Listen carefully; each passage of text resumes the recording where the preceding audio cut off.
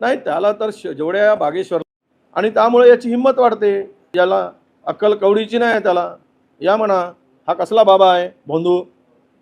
याला महाराजांचा अवमान करताना जो जिथे भेटेल ना तिथे याला जेवढ्यास मी ट्विट केला आहे, जो जास्तीत जास्त शिव्या देईल त्याला आम्ही जास्तीत जास्त मोठं बक्षीस देऊ या बंधूला, असं आम्ही पहिलेच ट्विट केला आहे.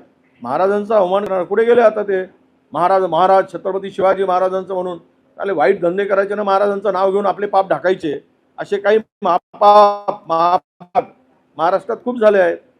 त्यांनी आता यावर का गपचूप राहत आहेत?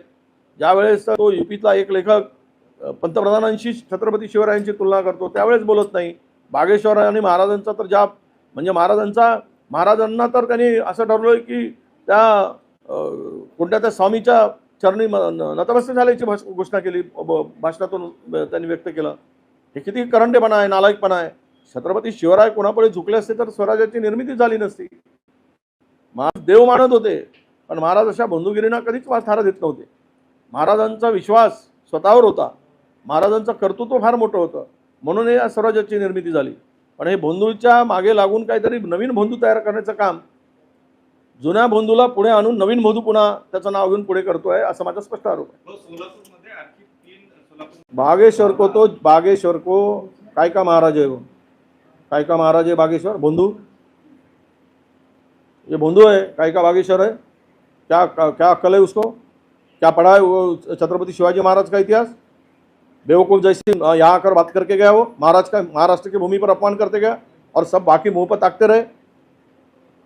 किसको अधिकार दिया उसको, बागेश्वर को.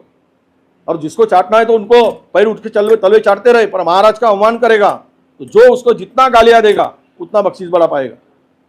उसको अधिकार नहीं, उसको क्या मालूम है स्वराज्य का निर्माण कैसे हुआ. पूरे दुनिया में शिवाजी महाराज के विचार को लेकर लोग चलते हैं. अब कहाँ गए ये महाराज का नाम लेने वाले, छत्रपति शिवाजी महाराज का नाम लेने वाले और गलत धंधे करने वाले महाराज के नाम के आड़ पर.